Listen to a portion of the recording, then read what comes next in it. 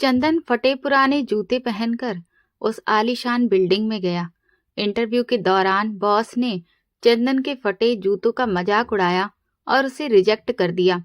चंदन मायूस होकर दरवाजे तक पहुंचा ही था कि तभी बॉस को एक फोन कॉल आई। फोन सुनते ही बॉस का रवैया बदल गया। उसने भागकर चंदन को रोका और हैरानी से पूछा, एक मिनट, क्या तुम वही हो जिसने कल रात? सरिता, जल्दी से मुझे नाश्ता दे दो, उसके बाद मुझे काम पर जाना है। मैं हैंडपंप से मुंह हाथ धोकर आंगन में पड़ी चारपाई पर आ बैठा था। सरिता किचन में नाश्ता बना रही थी। मेरी आवाज सुनते ही 5 मिनट के अंदर मेरे लिए खाली चाय लेकर आ गई। सरिता, ये क्या तुमने नाश्ता नहीं बनाया? क्या मैं खाली चाय पीकर काम पर जाऊंगा? मुझे बहुत भूख लग रही है, मैंने कहा तो वो उदास नजरों से मेरी तरफ देखने लगी। वो मेरे पास ही चारपाई पर बैठ गई और चाय की प्याली मेरे हाथ में थमा दी। चंदन, तुम्हें नहीं पता, घर में आटा खत्म हो गया है। थोड़ा सा आटा था, उससे बच्चों की रोटी बनाकर दे दी। वे स्कूल चले गए हैं। मेरे खाने के लिए भी कुछ नहीं है और ये चाय पत्ती भी आखिरी थी। उसी से ये काली चाय बनाई है। दूध भी खत्म हो गया है। घर में कुछ भी नहीं है। आज लौटते वक्त अगर सौदा ले आओगे तो फिर मैं खाना बना दूंगी। सरिता की बात सुनकर मैं अंदर ही अंदर शर्मिंदा हो गया। मैं तो समझ रहा था कि उसने नाश्ता नहीं बनाया, लेकिन अब पूरी बात मेरी आंखों के सामने साफ हो चुकी थी। मैंने चाय की प्याली होठों से लगाई तो पत्ती की कड़वाहट गले तक उतर गई। उसमें चीनी नहीं थी और दूध तो नाम का भी नहीं था। चंदन, आखिर ये कब तक चलेगा? तुम ढंग का कोई काम क्यों नहीं ढूंढ लेते? किसी दिन मजदूरी मिलती है और किसी दिन नहीं। अगर ऐसे ही चलता रहा तो हमें भूखा रहना पड़ेगा। तुम पढ़े लिखे हो, फिर मजदूरी क्यों करते हो? किसी दफ्तर में काम क्यों नहीं कर लेते? मुझे उम्मीद है तुम्हें काम मिल जाएगा, वो उम्मीद भरे लहजे में बोली। उसकी बातें सुनकर मेरे चेहरे पर हल्की मुस्कान आ गई।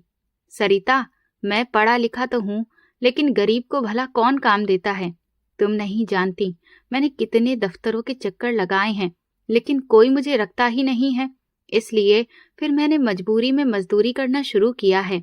जैसी भी मिल जाए चला जाता हूँ। पैसे कम होते हैं, लेकिन घर में चूल्हा तो जलता है। मैं जो कर पा रहा हूँ वही कर रहा हूँ।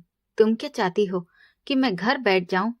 शुरू में मैंने आराम से कहा, लेकिन आखिर में मेरा लहजा भी कड़वा हो गया, शायद भूख की वजह से। चंदन, इस बात को तो बरसों हो गए। तब बच्चे छोटे थे जब तुमने नौकरी के लिए कोशिश की थी, नहीं मिली थी। इसका मतलब ये थोड़ी कि अब भी नहीं मिलेगी। एक बार फिर कोशिश करो, शायद इस बार कुछ मिल जाए और हमारे दिन भी सुधर जाएं।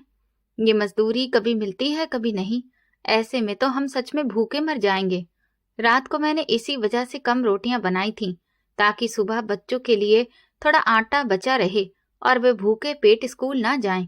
3 बच्चों में 2 रोटियां जैसे बांटी हैं, ये मैं जानती हूँ। वे भी आधा पेट भरकर ही खाकर गए हैं। खाली पेट पढ़ाई भी नहीं होती। मेरा बस यही कहना है कि तुम कोई नौकरी ढूंढो। मैं सरिता की बातें सुन रहा था और समझ भी रहा था, लेकिन उसे कैसे बताता कि मुझे कोई नौकरी देता ही नहीं। उसे लगता था कि मैंने दफ्तरों के चक्कर लगाने छोड़ दिए हैं, जबकि मैं महीने में 1-2 बार आज भी जाता था, इसी आस में कि शायद अब कुछ मिल जाए, लेकिन हर बार खाली हाथ ही लौटता था। मैंने ये बात ना बच्चों को बताई ना सरिता को, क्योंकि मैं उनके दिलों में झूठी उम्मीद नहीं जगाना चाहता था। मैंने चाय का कप एक तरफ रख दिया था। वो कड़वी कसेली चाय मेरे गले से उतर ही नहीं रही थी। सिर पकड़कर बैठा था कि तभी अचानक मेरे कंधे पर किसी का हल्का सा हाथ महसूस हुआ। मैंने सिर उठाकर देखा तो सामने सरिता खड़ी थी। उसकी आंखें भीगी हुई थीं। बोली, चंदन, मुझसे माफ कर दो। दिल में जो आया वही बोल दिया। मुझे क्या पता था कि आपको बुरा लगेगा। मैं तो बस यही चाहती हूँ कि हम लोग ठीक से जिंदगी जी सकें। अगर मेरी बातों से आपको दुख हुआ हो तो माफी मांगती हूँ। ये कहते हुए उसने मेरे सामने हाथ जोड़ दिए। उसे इस हालत में देखकर मेरे दिल में उसके लिए और भी प्यार उमड़ आया। मैंने उसके जुड़े हाथ नीचे कर दिए और कहा, अरे सरिता, ये तुम क्या कर रही हो? मैं तुमसे नाराज नहीं हूँ, उल्टा मैं तो यही सोच रहा हूँ कि तुम ठीक ही कह रही हो, लेकिन करूँ तो क्या करूँ? कोई नौकरी पर रखने को तैयार ही नहीं है। अगर तुम कहो तो मैं फिर से दफ्तरों के चक्कर लगा लूंगा। मुझे कोई ऐतराज नहीं है, लेकिन आज का क्या करें? मुझे बहुत तेज भूख लग रही है, सिर भी दर्द कर रहा है। आज पहली बार मैं अपनी परेशानी अपनी पत्नी से खुलकर बांट रहा था। करीब 10-15 मिनट हम वहीं बैठे बातें करते रहे। फिर मैंने उससे कहा कि मैं मोहल्ले की किराने की दुकान से थोड़ा सामान उधार ले आता हूँ, काम मिलते ही पैसे चुका दूंगा। सरिता घबराकर बोली, आप मत जाइए, मुंगेरी सेठ उधार नहीं देते, कहीं आपकी बेइज्जती ना हो जाए। ये बात मैंने भी सुन रखी थी। आज तक कभी किसी से उधार नहीं मांगा था, लेकिन आज हालत ही ऐसी हो गई थी। मैंने कहा, पेट भरने के लिए कुछ तो करना ही पड़ेगा। तुम भगवान से प्रार्थना करना कि आज मुंगेरी सेठ का दिल पिघल जाए। इतना कहकर मैं घर से निकल पड़ा। एक तो खुद भूख से बेहाल था, ऊपर से सरिता और बच्चों की चिंता सता रही थी। बच्चे भी दोपहर तक लौट आने वाले थे और सुबह सरिता ने भी ठीक से खाना नहीं खाया था। रास्ते भर यही सोचता रहा कि बस थोड़ा सा आटा मिल जाए, रोटी तो हम पानी से भी खा लेंगे। करीब 10-15 मिनट में मैं मुंगेरी सेठ की बड़ी सी किराने की दुकान पर पहुंच गया। दुकान पर हमेशा की तरह भारी भीड़ थी। कुछ काम करने वाले लड़के इधर उधर दौड़ रहे थे और ग्राहक अपनी अपनी खरीदारी में लगे थे। मैं अपने पुराने कपड़ों और फटे हुए जूतों के साथ अंदर चला गया। कपड़े साफ तो थे, लेकिन इतने पुराने कि मैले लगते थे। जूता तो पिछले 3 साल से पहन रहा था, अब जवाब देने लगा था, फिर भी पैर में डाले था। दुकान में किसी की नजर मुझ पर नहीं गई, यही मेरे लिए अच्छा था। मुंगेरी सेठ कुर्सी पर बैठकर कैश काउंटर संभाल रहे थे, बाकी काम लड़के देख रहे थे। सेठ जी हिसाब किताब में लगे थे। मेरी तरफ उन्होंने देखा तक नहीं। मोहल्ले के कई लोग वहां सामान लेने आए हुए थे। मैं चुपचाप खड़ा इंतजार करता रहा कि भीड़ थोड़ी कम हो तो बात करूं। मन में डर भी था कि कहीं सबके सामने डांट ना पड़ जाए। कुछ लोग सामान लेकर चले गए, तभी 2-4 और लोग अंदर घुस आए। मैं फिर से चुपचाप खड़ा हो गया। मेरी भी यही कोशिश थी कि कोई मुझे पहचाने नहीं। अगर कोई पूछ लेता कि क्या चाहिए तो उधार की बात कहते हुए और भी शर्म आती। आखिरकार करीब 15-20 मिनट बाद दुकान कुछ खाली हुई। मैंने हिम्मत जुटाई और मुंगेरी सेठ के सामने जाकर खड़ा हो गया। वो नीचे देखकर कैलकुलेटर चला रहे थे, फिर मोबाइल उठाकर किसी से बात करने लगे। चीनी और दूसरे सामान का ट्रक मंगवा रहे थे। उनकी बड़ी बड़ी बातें सुनकर मेरे मन में भी ख्याल आने लगे कि काश मेरी भी ऐसी ही आमदनी होती, तब मेरे बच्चे कितने खुश रहते, सरिता को भी नए कपड़े मिलते। मैं ऐसे ही सपनों में खोया था कि तभी फिर से ग्राहक दुकान में आने लगे। ये दुकान ऐसी थी जहां कभी सन्नाटा नहीं रहता था। हर वक्त किसी न किसी का आना जाना लगा ही रहता था। दोबारा से 3-4 आदमी अंदर आ गए थे, जिनके हाथों में लिस्टें थीं। कोई खरीदारी कर रहा था तो कोई लड़कों से पूछ रहा था कि फला सामान दुकान में है या नहीं। गल्ले के आसपास हर कोई अपने अपने काम में लगा हुआ था। कॉल खत्म करने के बाद मुंगेरी सेठ ने ऊपर देखा तो मैं उनके सामने खड़ा था। उन्होंने चश्मा उतारा और बड़े ध्यान से मुझे देखने लगे। चंदन, सब ठीक तो है? तुम यहाँ कैसे? उन्होंने हल्के तंज वाले लहजे में कहा। ये सुनते ही मुझे ऐसा लगा जैसे मैं जमीन में गड़ गया हूँ। बात भी सही थी।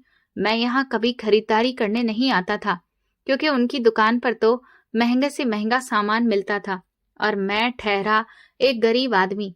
मैं तो हमेशा किसी छोटी दुकान से सस्ता आटा, मैदा और बाकी जरूरत का सामान ले आता था, वो भी कम क्वालिटी वाला। जैसे तैसे घर का खर्च चलता था। अब मुझे यहाँ देखकर उन्हें हैरानी हो रही थी। मैंने हिम्मत जुटाकर कहा, मुंगेरी सेठ, आपसे एक काम था। मेरी आवाज कांप रही थी। वो बोले, जल्दी बताओ, उसके बाद मुझे माल मंगवाने भी जाना है। जब तक पीछे नहीं हटोगे ये लोग काम ही नहीं करेंगे। ये कहते हुए वो जेब से कुछ पर्चियां निकालकर हिसाब किताब देखने लगे। मैं बिल्कुल चुपचाप उनके सामने खड़ा था। समझ नहीं आ रहा था कि कैसे बात शुरू करूं। फिर उन्होंने ऊपर नजर डाली, चश्मा थोड़ा नीचे सरकाया और मुझे घूर कर देखा। बस वहीं से मैंने हिम्मत करके अपनी बात कह दी। मैंने उनसे थोड़ा सा आटा उधार मांगा और ये भी कहा कि बहुत जल्दी पैसे लौटा दूंगा। इतना सुनते ही उनके चेहरे का रंग बदल गया। अरे, इसे अंदर किसने आने दिया? मैंने साफ कहा है कि मुझे उधार मांगने वाला कोई आदमी दुकान में नहीं चाहिए। तुम लोग करते क्या हो? वो मुझसे नहीं बल्कि अपने लड़कों से गुस्सा होकर बोल रहे थे। दुकान में काम कर रहे 6-7 लड़के और ग्राहक सब हमारी तरफ देखने लगे। मैं सिर झुकाए सीने पर हाथ बांधे किसी नौकर की तरह खड़ा था। वो अपने लड़कों पर बरस रहे थे कि मुझ जैसे गरीब को दुकान में घुसने ही क्यों दिया। तभी एक लड़का आगे आया और मेरा हाथ पकड़कर मुझे बाहर ले जाने लगा। बाहर आकर उसने कहा, भैया कुछ तो समझो, हमारी नौकरी क्यों खतरे में डालते हो? जब सबको पता है कि मुंगेरी सेठ उधार नहीं देते तो फिर क्यों आ जाते हो? अब सेठ जी 2-3 घंटे तक हम सब पर गुस्सा निकालते रहेंगे। इतना कहकर वो लड़का वापस अंदर चला गया। वो कोई एक दुकान नहीं थी बल्कि 7-8 दुकानों को मिलाकर बना एक बड़ा सा हॉल था जिसमें किराने का पूरा इंतजाम था। मैं बाहर खड़ा आंखों में पानी लिए उस बड़ी दुकान को देखता रहा और मन ही मन सोचता रहा कि सच में बड़े दुकानदारों के दिल बिल्कुल सख्त चट्टान के जैसे होते हैं। फिर मैं अपना टूटा हुआ जूता घसीटता हुआ बाहर को लौट आया। घर पहुंचते ही मेरी पत्नी बोली, मैंने पहले ही कहा था ना कि मुंगेरी सेठ के पास मत जाना, वो उधार नहीं देते। लेकिन आपको मेरी बात सुननी कहाँ थी? अब करा ली ना बेइज्जती। मैं शर्म के मारे उसके सामने भी नजर नहीं उठा पा रहा था। वहां 3-4 मोहल्ले के लोग और कुछ मजदूर खड़े थे। उन्हीं में से 3-4 लड़के हमारे ही मोहल्ले के थे। सबने मेरी बेइज्जती अपनी आंखों से देख ली थी। उस वक्त मुझे ऐसा लग रहा था जैसे मैं किसी को मुंह दिखाने के लायक ही नहीं बचा हूं। मैं आंगन से उठा और सीधे कमरे में जाकर दरवाजा बंद कर लिया। फिर बच्चों की तरह फूट फूट कर रोने लगा। मन ही मन यही सोच रहा था कि पता नहीं मेरी परीक्षा कब खत्म होगी। मैं इतना भी बेकार नहीं था जितनी बेकार मेरी जिंदगी चल रही थी। पढ़ा लिखा था, डिग्रियां भी थीं, लेकिन काम कहीं मिल ही नहीं रहा था। रोते रोते दोपहर हो गई। थोड़ी देर बाद बच्चे भी स्कूल से घर आ गए। उन्होंने अपनी माँ से खाना मांगा। सरिता ने भी वही जवाब दिया जो उसने मुझे दिया था कि घर में खाने को कुछ भी नहीं है। देखते देखते दोपहर ढल गई, फिर शाम भी होने लगी। हम चारों चारपाइयों पर बैठे थे। कोई किसी से कुछ बोल नहीं रहा था। बात करने के लिए हमारे पास कोई टॉपिक ही नहीं था। अगर कुछ था तो बस गरीबी। मेरा 10 साल का बेटा विशाल चुपचाप बैठा था। उससे छोटा 7 साल का अंशुल अपनी माँ से कुछ बातें करने लगा। 4 साल की रिया मेरी गोद में सिर रखे बैठी थी। तभी सरिता ने कहा कि वो पड़ोसन से थोड़ा आटा उधार ले आती है, बाद में लौटा देंगे। मैंने उसे रोकना चाहता था, कहना चाहता था कि कहीं तुम भी मेरी तरह खाली हाथ और बेइज्जत होकर वापस ना आ जाओ। लेकिन मैं कुछ बोल नहीं पाया क्योंकि मैं अपने बच्चों को भूख से तड़पता हुआ नहीं देख सकता था। सरिता चारपाई से उठी और बाहर चली गई। हल्का हल्का अंधेरा होने लगा था। वो घर से निकली और करीब 15 मिनट बाद जब लौटी तो उसके हाथ खाली नहीं थे। उसके हाथ में कटोरा था। उसे देखते ही बच्चे खुश हो गए। जब उसने कटोरे का ढक्कन हटाया तो उसमें चावल थे। चावल देखकर बच्चों की खुशी और बढ़ गई। सरिता ने बताया कि वो तो पड़ोसन से आटा मांगने गई थी, लेकिन उनके बगल वाले घर में किसी काम की वजह से खाना बन रहा था। उन्होंने मुझे देखकर कहा कि बच्चों के लिए थोड़े चावल ले जाओ। मैंने आटा मांगा भी नहीं और किसी के सामने हाथ भी नहीं फैलाना पड़ा। सरिता भगवान का भी शुक्र कर रही थी और हमें सारी बात बता रही थी। फिर हम सबने मिलकर वही चावल खाए और भगवान को धन्यवाद किया।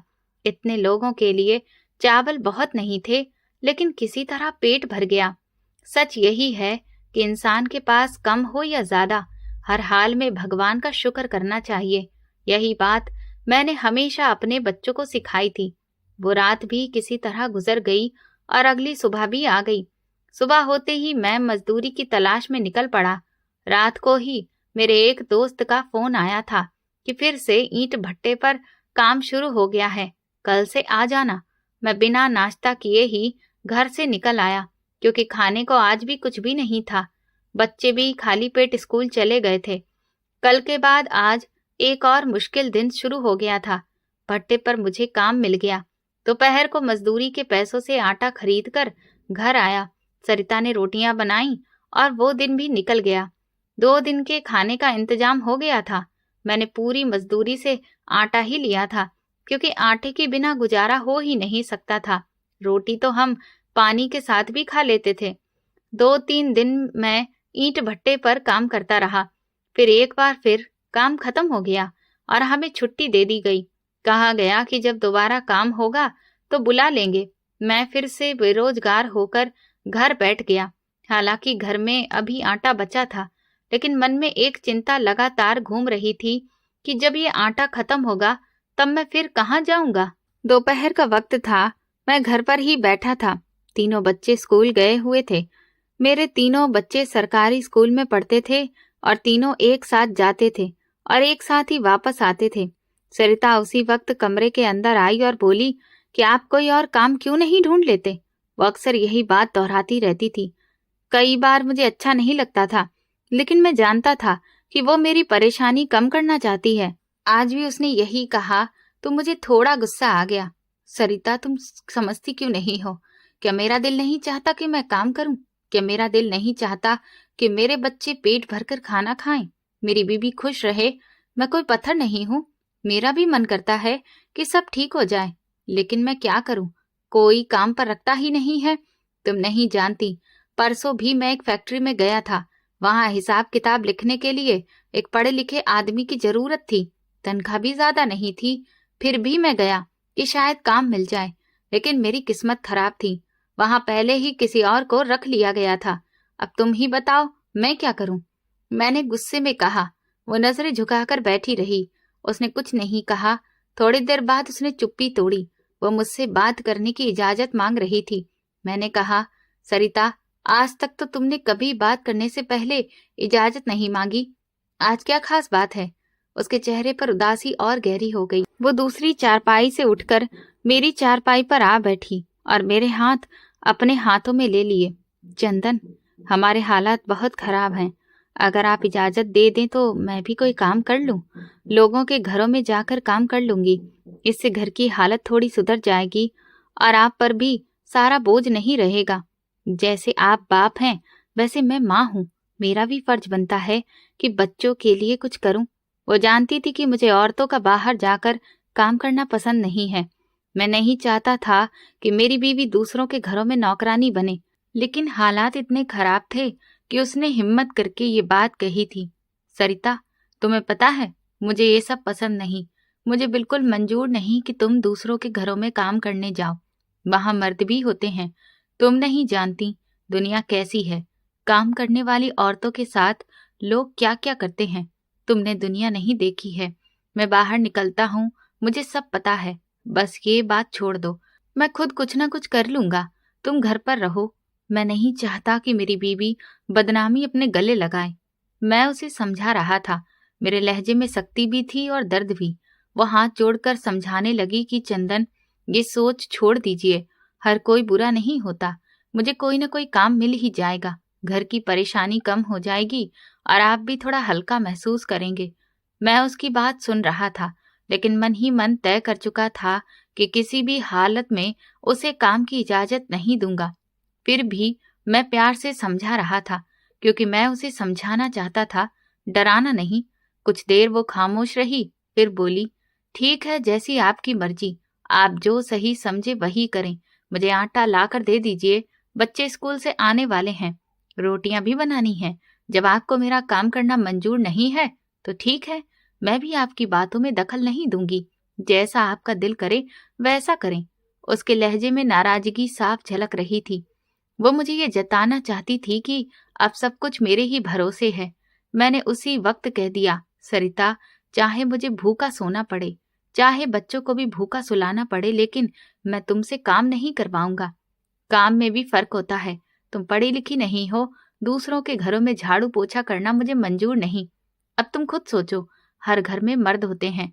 क्या तुम्हें अच्छा लगेगा मर्दों के सामने झुककर काम करना, उनकी चीजें साफ करना? अगर किसी की नजर गलत हो गई तो क्या तुम चैन से काम कर पाओगी?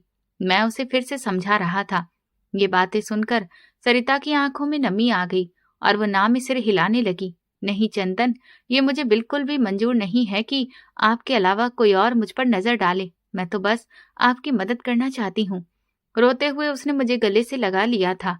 हाँ सरिता, मैं भी तो यही कह रहा हूँ। जो होगा देखा जाएगा। तुम क्यों खुद को जलील कर रही हो? कोई चिंता की बात नहीं है। मैं खुद कुछ न कुछ कर लूंगा। तुम परेशान मत हो। मैंने उससे कह तो दिया था, लेकिन अंदर ही अंदर मैं यही सोच रहा था कि आखिर मैं कर भी क्या सकता हूँ।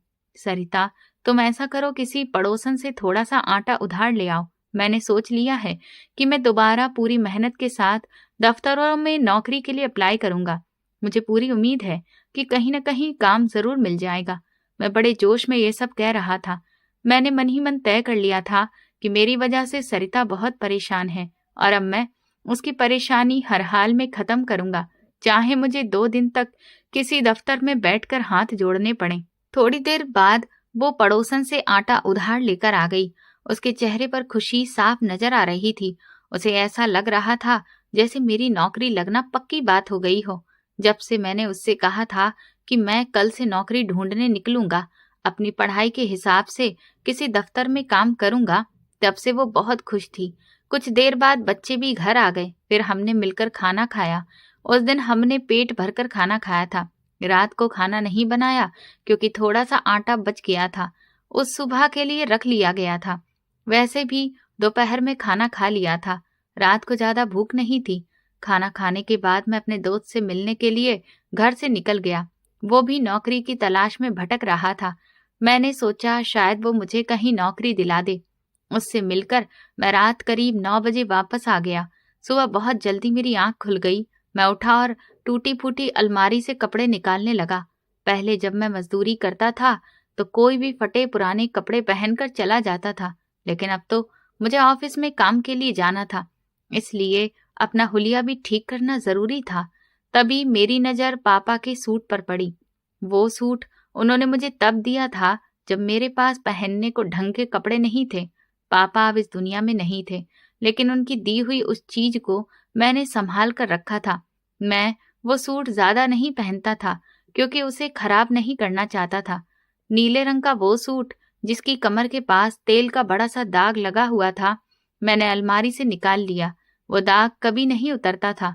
मैंने सोचा यही पहन लेता हूँ, कम से कम फटा तो नहीं है, बस एक दाग ही तो है।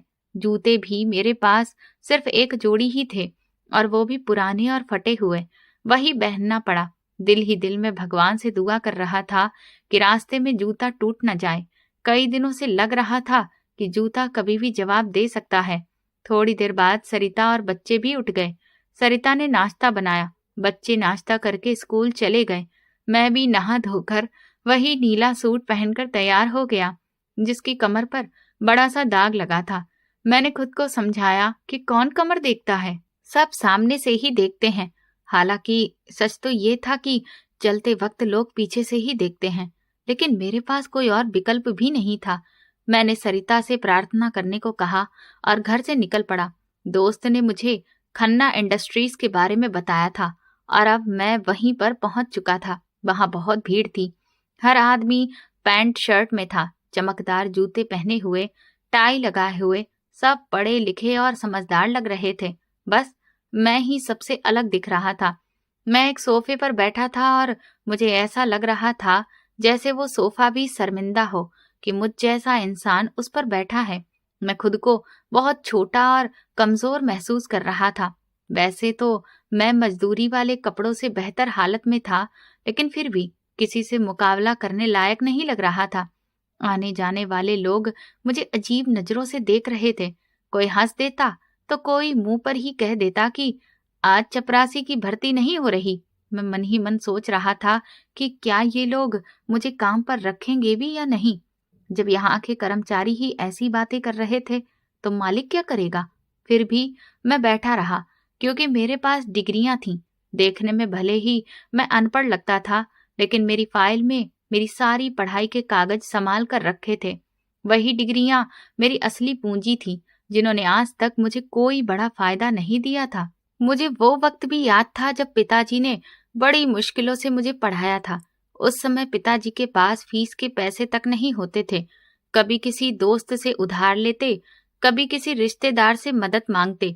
जैसे तैसे उन्होंने मेरी पढ़ाई पूरी करवाई, लेकिन उस पढ़ाई का मुझे कोई खास फायदा नहीं हुआ। कुछ समय तक मैं नौकरी करता रहा, फिर एक दिन मुझे नौकरी से निकाल दिया गया। उसके बाद आज तक मुझे दूसरी नौकरी नहीं मिली थी और मेरे पास कोई एक्सपीरियंस भी नहीं था। फिर भी मैं फाइल उठाकर वहां आ गया था, क्योंकि मैंने उस बोर्ड पर पढ़ा था कि पढ़े लिखे सेल्समैन की जरूरत है।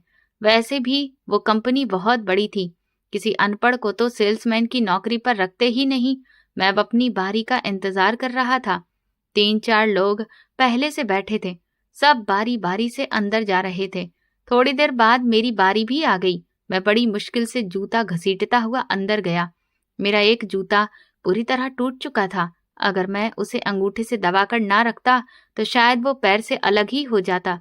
मैंने टूटे हुए हिस्से को अंगूठे से पकड़े रखा और पैर घसीटते हुए जैसे ही अंदर पहुंचा, सामने बैठे भारी भरकम शरीर वाले आदमी ने, जिसके चेहरे पर मास्क लगा था, मुझे अजीब नजरों से देखा।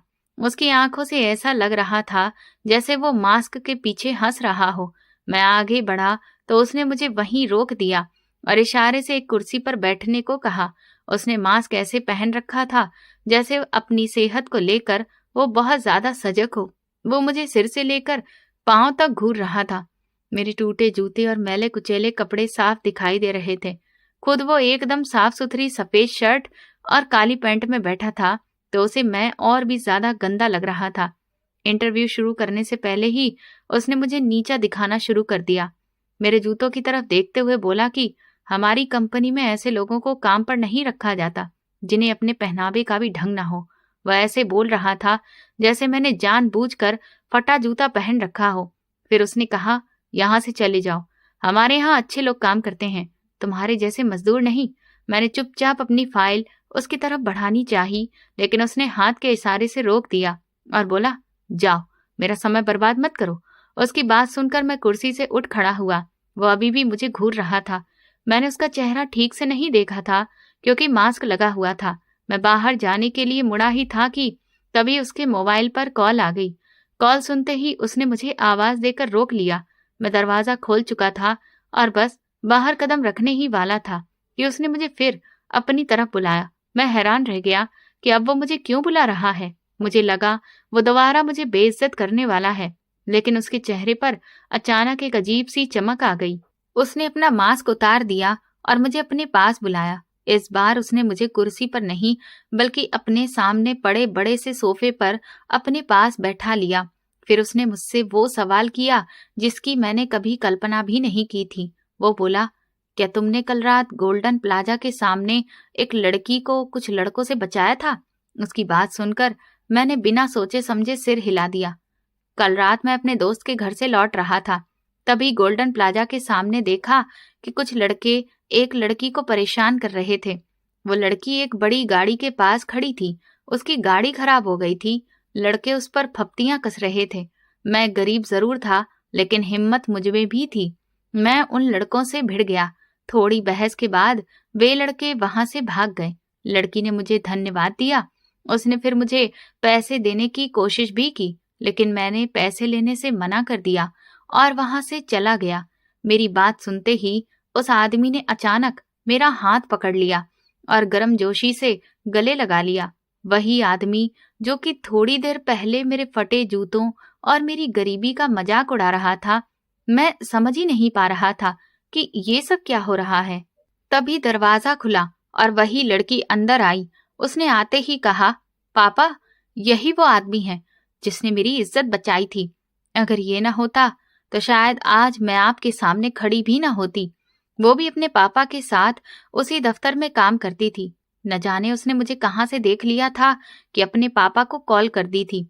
और फिर मुझे पता लगा कि उसने अपने कमरे में बैठे बैठे सीसीटीवी फुटेज से मुझे देख लिया था और इसीलिए उसने अपने पापा को कॉल कर दी।